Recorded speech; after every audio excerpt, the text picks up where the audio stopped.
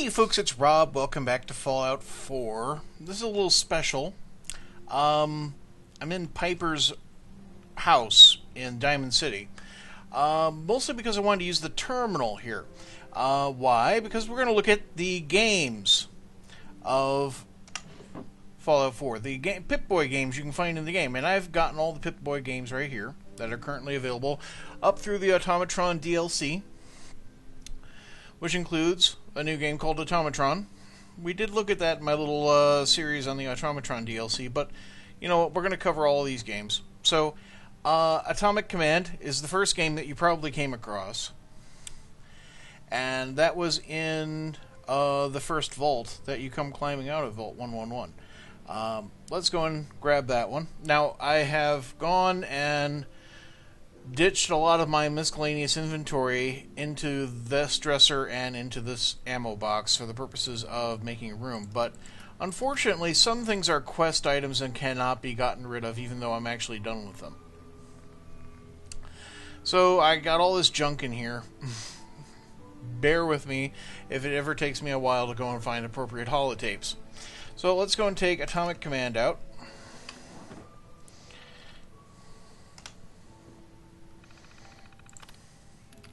And let's load that in.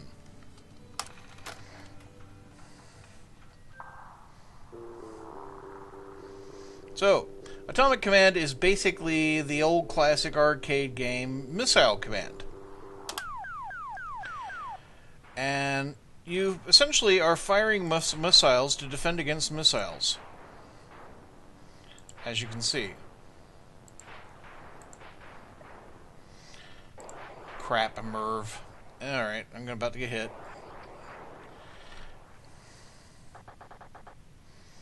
And because I got hit, I think that's about it. Nope, I get to go again. Okay.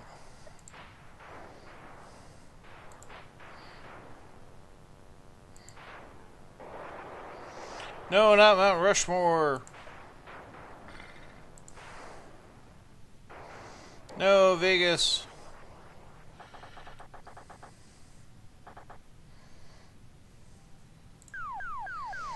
Let's see. Anyhow, the idea is that you basically intercept the missiles with explosions. You can also intercept the bomber, which will make your life easier. There we go, that's the game gun. Oh, so much loss. Okay. Yes, I want to quit. Not every terminal allows you to load holotapes. Just so you're aware, okay? For those of you who want to do this yourself. You can also play the games directly off your Pip-Boy, okay? So you don't need to do that. I'm just doing it for effect. Let's go and grab the next one. So, I believe... was it... Actually, Red Menace was really... Yeah, one of the early ones. Let's do that. There we are.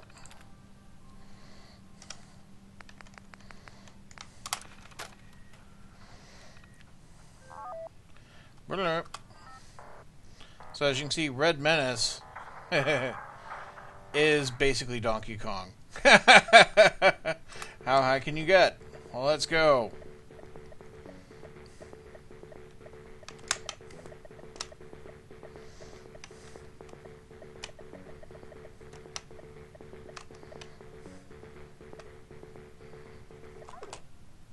What? I can't jump the barrels? Really? Well, maybe I want that power armor suit. I mean, it's not going to be just exactly the game, of course.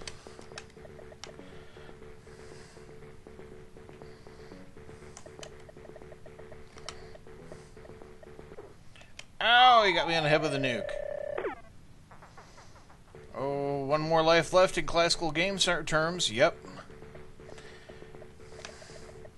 Can't be sucking like this, Rob. Can't be sucking like this. Come on now. Let's see if I can jump one of the barrels now. There we go. Oh, and I jumped right into the next one. I am no good at this because I have not played Donkey Kong in like 20 years. Alright, there's the flavor of that. Oh, should eject the tape, but we'll do that when I sit down again. Let's take Pitfall.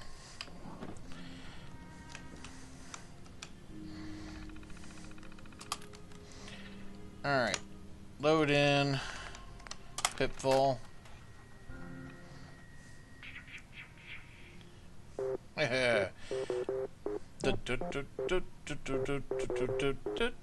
Pitfall is basically Pitfall, for those of you who are old-time gamers like myself. But, of course, it's based more around vaults.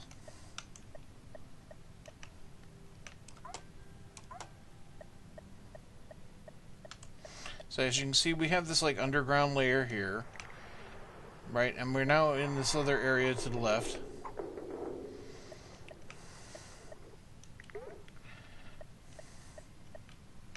These areas do have bearing upon each other.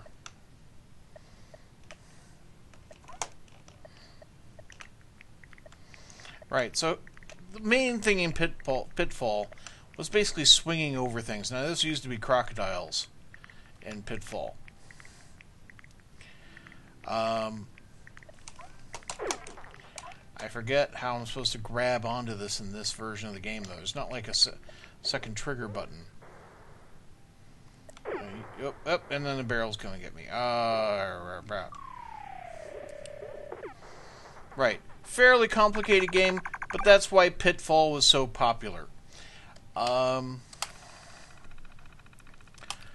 think it's cool. Alright, we'll get that one back out. There we go. What else we got? Well, we got Zeta Invaders. I'm certain you haven't already have an idea what Zeta Invaders would be.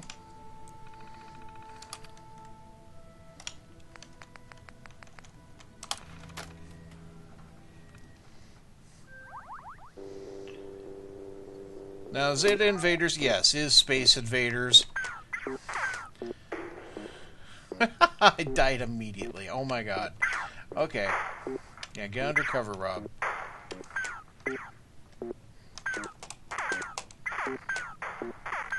As you can see, you could only fire so much. If I hit the spacebar, I'm only doing that. Basically, I can only have, like, the one shot out at a time. And if I miss, that means the shot's traveling and I can't shoot. No, not the cow!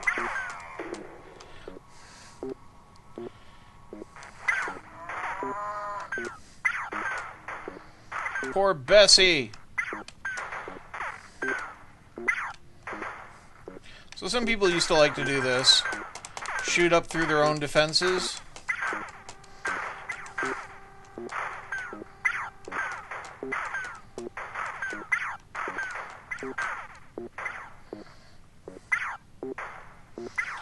And the game will get faster as they get lower. That never actually was the intention of the original design.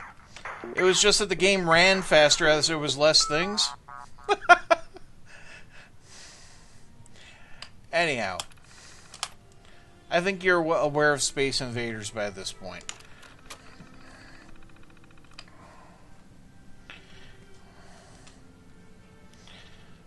Okay, so Grognak and the Ruby Ruins. That one's less obvious as to what that might be. Let's load that one in.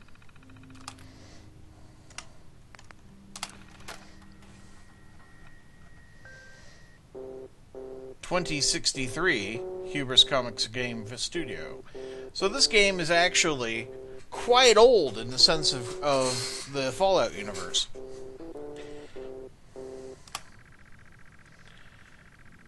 Now, this is not the same as the Fallout game, as the Grognak game you played in Fallout 3, in the Hubris Comics basement.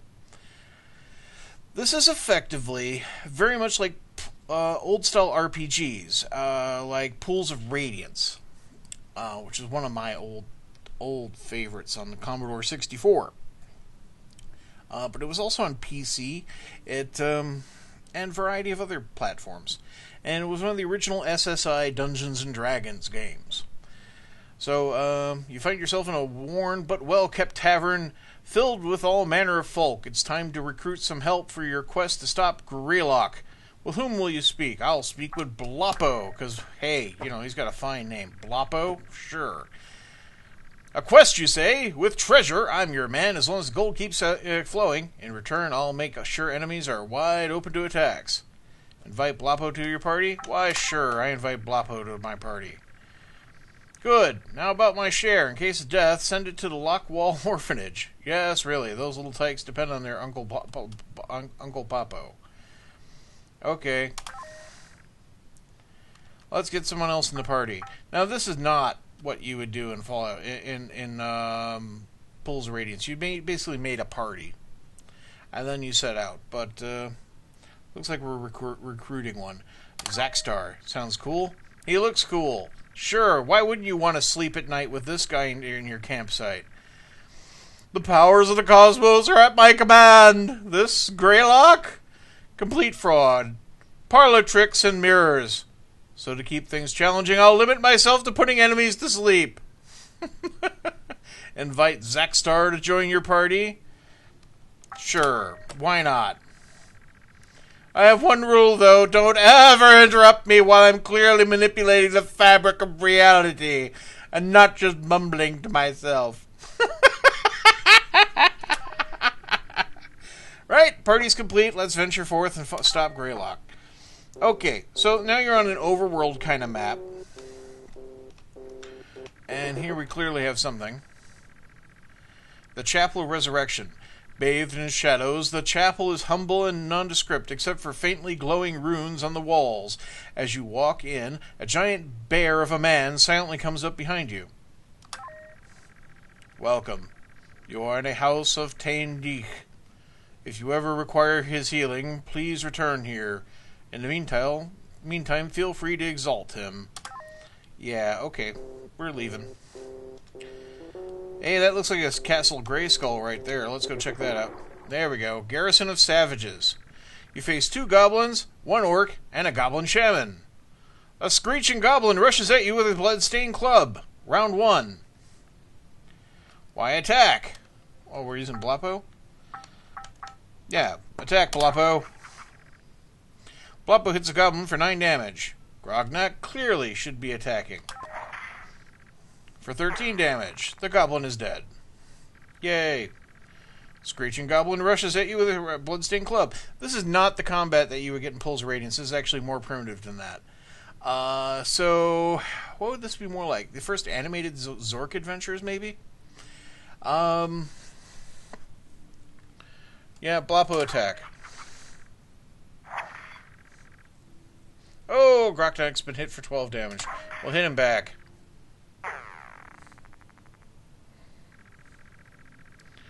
A snarling orc, brandishing a rusty axe, charges at you recklessly. Bloppo. Dazing strike. Bloppo flanks the enemy and lands a crippling strike. Hits the orc for 11 damage. The orc is dazed and takes 5 more damage. Orc hits Grognak for 17 damage. No! Zackstar. Zackstar! Hit them with a sleep spell. Zackstar draws the symbol of Sazir into Sandlord as he casts a powerful spell. The orc is now sleeping. I will recover. Bloppo, would you mind finishing him off for me, please? Bloppo hits the orc for 11 damage. The orc is sleeping and takes 11 more damage. The orc wakes up. Grognak, Furious Rage. Grognak rages forth, striking furiously. Grognak hits the orc for 16 damage. The orc is dazed and takes 5 more damage. The orc is dead. And now it leaves the shaman. A cackling goblin shaman waves his skull-topped Hexer's staff at you. We'll go in there and dazing strike. Bloppo flanks the enemy and lands a crippling strike. Bloppo hits the goblin shaman for 10 damage. The goblin shaman is dazed and takes 4 more damage. Right, Furious Rage. Furious! I need 6 more focus to do that. No! I will just attack then. Grognak hits the goblin for 16 damage. Goblin shaman is dazed, takes 4 more damage, and is dead. You've won the battle. Search their corpses. You find 20 gold in the Mercurian Voodoo Idol. Initiative +2. Whom will you give the Mercurian Voodoo Idol? I will give it to Zackstar so he can put things to freaking sleep. Before leaving, you set fire to the wooden ramparts, ensuring that no other creatures can use the garrison. Leave. Anyhow, this is a far more involved game than the other ones, and we're just going to leave that here.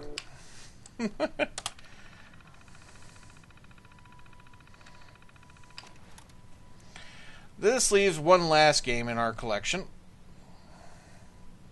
We might as well just take Automatron. Again, not maybe obvious to those of you out there what Automatron is. But once I opened it up, I knew exactly what Automatron was.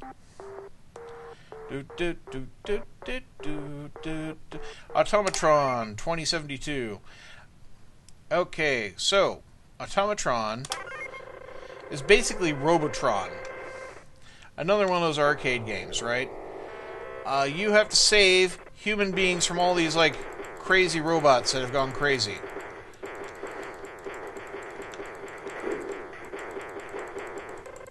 You'll need the mouse. Oh, killed a human. Sorry, human. Anyhow, you're supposed to save humans by moving over them and shoot all the robots. Let's do it again.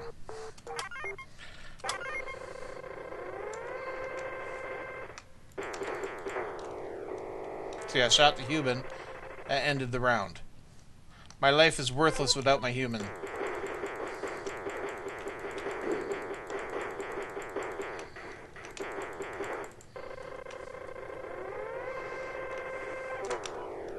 I saved him, but then I died. I can't collide with the robots either, as you can see. So, all these are basically arcade classics except for the Grog deck one. I'm greatly amused by all their games' existence. Hopefully there'll be more games with future DLC. But those are all the ones we have currently. I hope you enjoyed this taste of it. If you want to know where the games are, well, you know, maybe really the internet is at your command. I mean, but thank you very much for watching this short video. I hope you have a great day, folks. Goodbye.